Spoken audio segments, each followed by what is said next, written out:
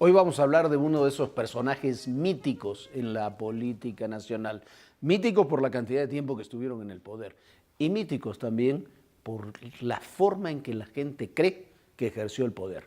Ernesto Uruchurtu, regente de la Ciudad de México. El regente de hierro. De hierro durante Así fue muchos llamado. años y casi dueño de la Ciudad de México Era durante más de un presidente, ¿no? Prácticamente era el dueño de la Ciudad de México. Un apellido vasco que llega por coincidencias del destino al estado de Sonora.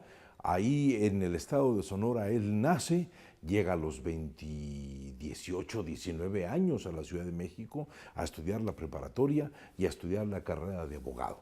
Pero déjeme contarle lo siguiente. A ver. Yo tenía 6 años de edad, es 1961. Échele para atrás. No presume, no presume. Échele para atrás. Y yo venía en un camión de una línea que ya desapareció. La línea se llamaba 3 Estrellas de Oro. Y entonces venir de Mazatlán hacia la Ciudad de México, pues no había avión. Había un tren y había el camión. Y uno tenía que soplarse 18 horas de carretera para llegar a la Ciudad de México. Imagínense para un niño de 6 años empezar a ver una ciudad. Mazatlán tenía 30,000 habitantes, el gran espectáculo eran los atardeceres en el mar, pero aquí lo que ese niño empezaba a ver le parecía verdaderamente impresionante hasta que llegó a la esquina de Avenida Insurgentes con Avenida Chapultepec y había un cine que se llamaba Cine Insurgentes. Claro. Ahora está la glorieta esta del Metro Insurgentes, con lo cual uno si la pisa puede salir corriendo sin zapatos. Entonces uno, pero el cine estuvo ahí durante años. El cine estuvo ahí mucho, y luego pasó a cinema y todo ese tipo de cosas. Pero lo impresionante de ese cruce de Avenida Chapultepec con Insurgentes era un gran letrero de neón de una marca de cigarros que se llamaba Raleigh. Y decía Raleigh, que es el cigarro. Y todo era tubos de neón, todo se prendía. Y un brazo se levantaba y echaba humo. Y uno decía, ¡qué ciudad! Y lo que más me llamó la atención fue la cantidad de camellones con flores que uno podía encontrar. Mi padre, que estaba aquí en México, llegó una semana antes que nosotros, decía, todo esto es obra del regente de hierro, de Uruchurtu, que era verdaderamente un personaje que le toca yo creo que una gran fortuna. Todo estaba por hacerse en la Ciudad de México. Y además era una ciudad en términos mucho más manejables. ¿Cuánto tenía? Un millón y medio de habitantes. 3, 4 millones de habitantes. Pero con toda el área metropolitana. El Distrito Federal en sí era como 1,5 millones. Diego Rivera decía que era un pueblo. Claro, y tenía, pero además es la época, no se puede deslindar Uruchurtu de otro personaje del que también hemos hablado, que es la época del desarrollo estabilizador de Ortiz Mena.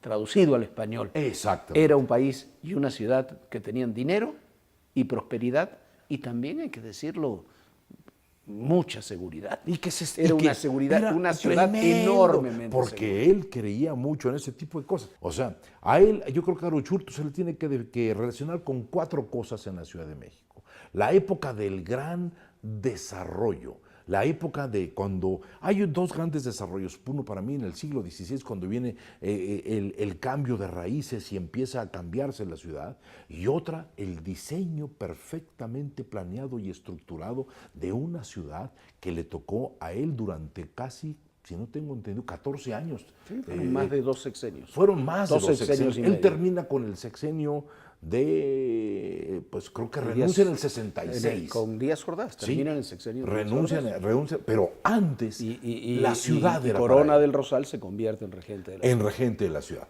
A él se le relaciona con la censura en la Ciudad de México. O sea, todos los artistas, los intelectuales, carperos, vedettes, bailarinas, todos decían censura, no sé cuántas cosas más. Recuerdo a un gran escritor que era como el director de la censura, no sé si llamarle director de la censura, pero era el director que se encargaba de revisar los espectáculos, se llamó Luis Espota, que para mí era un escritor extraordinario. ¿Sabe por qué? Escogía perfectamente bien los temas. Él sabía escoger perfectamente, él criticaba terriblemente muchas cosas y Uruchurtu le dijo, sí, ya está criticando, pues póngase a hacer las cosas y yo lo pongo ahí. Lo pusieron a manejar esta cuestión de la defensa de la moral en los espectáculos y la comisión de box, porque él criticaba, decía que había una gran cantidad de corrupción. Entonces, se le relaciona con la censura, con la ley Mordaza, con la arbitrariedad. Monsiváis saca artículos en contra de Uruchurtu, revisando el sexenio, las épocas de Uruchurtu, llamándoles verdaderamente la modernidad contra la tiranía moderna. Es absolutamente anti-rock, los Beatles, compañía, Pues, le parecía maestro, terrible. Los jóvenes de cabello largo y minifalda que osaron comenzar a usar esas modas, les fue terrible cada vez que... Se dice, yo no sé, míticamente, que los Beatles pensaban venir a México y que Uruchurtu se opuso, porque decía que eso no era moral.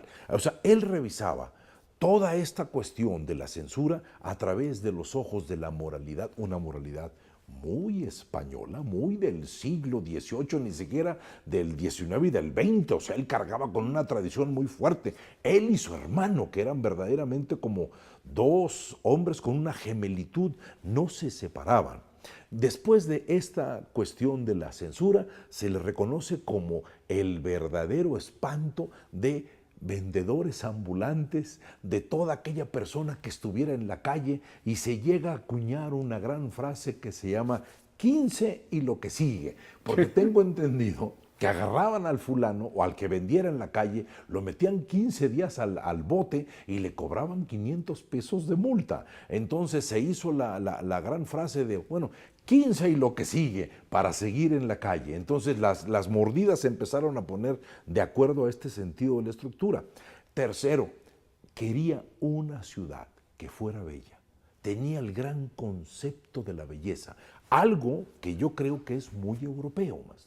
Sí. Los europeos y belleza en el concepto de orden. Sí, también, exactamente. ¿No? Vamos a llamarle belleza a una ciudad que usted pueda admirar, que usted pueda caminar, que usted pueda gozar con espectáculos que tengan decencia y sobre todo que sus hijos puedan ir a lugares y que no estén en riesgo. Ese concepto de la belleza, que es para mí algo muy europeo, conservar sus ciudades, cuidar sus ciudades, estaba perfectamente planteado en este señor Uruchurtu. Pero yo recuerdo glorietas grandes, flores por todos lados, la fuente de petróleos que era verdaderamente un prodigio de rosas, las gladiolas por todos lados. Había otro chiste sobre el temblor del 57. Se cae el ángel y le dicen, señor Uruchurtu, se cayó el ángel. Y dijo, ¿de qué lado? El izquierdo, mis gladiolas, decía. Y por eso le costó el apodo de Don Gladiolo. ¿Sí? La gente decía que era por ciertas tendencias diversas que supuestamente el señor tenía, pero su vida fue muy prudente en eso, y el Don Gladiolo no tenía que ver con eso, tenía que ver con la caída del ángel sobre las gladiolas. ¿Sí? Y todo el mundo se reía con eso. Pero también existe una fase que yo creo que es oscurísima de Uruchurtu, la manera de ejercer el poder de alguien en un sistema totalmente fortalecido. Ese sistema del PRI en esas épocas era realmente intocable, maestro. Era el partido absolutamente único. Con figuras terriblemente fuertes. Apellidos, que por eso le digo, los apellidos han quedado hasta esta época. Tal vez las nuevas generaciones no sepan quién es Uruchurtu, no sepan quién es Coronel Rosal, no sepan quién es Ortiz Mena, Emilio Martínez Manatú, Luis Echeverría, todos estos nombres, Fidel Velázquez, muchos que hemos tocado acá, eran verdaderamente figuras muy fuertes, pero este señor le tocó el momento donde esta ciudad tenía todo para crecer. Miren nada más todo lo que le tocó a Uruchurtu: construir, secar el viaducto Piedad, el río Churubusco, el periférico de 4 caminos hasta Cuemanco, 180 mercados públicos, Merced, San Juan, Sonora, el rastro de la Ciudad de México, ¿se acuerda que era un matadero aquello? La segunda sección del bosque de Chapultepec, la Magdalena Mixhuca, la gran época de los museos. O sea, esta construcción de reforma del Museo de Antropología, el Museo de Arte Moderno, el Museo de Historia Natural, el transporte eléctrico, los tranvías, o sea, verdad. verdaderamente le toca a él. Tenía todo: dinero, mandato, desarrollo, una capacidad de superioridad moral que lo hacía un personaje verdaderamente, pues, rechazado por muchas personas, pero le tocó la gran fortuna del desarrollo estabilizador. Y lo que pasa cuando la gente termina recordando a estos personajes no es por su oscuridad, no es por su censura, no es por la represión, por la falta de libertad que ejercieron, sino por las obras. Pero usted agarraba, maestro, agarraba un camión de la línea Belén Peralvillo Cozumel o Mariscal Sucre en la esquina de Juan Escutia con Mazatlán y podía acabar hasta en el mercado de Chabacano cambiando camiones y todo se comunicaba perfectamente. Había tranvías por todos lados y había, maestro, imágenes mías. Chico, 11 de la noche, el pito y un señor diciendo, todo sereno, como en Europa. O sea, el sereno, el sereno que andaba silbateando y que la gente lo saludaba y que todos recordábamos, era algo que si recordamos, lo recordamos con nostalgia. Déjeme decirle otra cosa. Para terminar, porque se nos acabó el tiempo. No, hombre, es que es un personaje que se puede hablar mucho. A ver, dinos.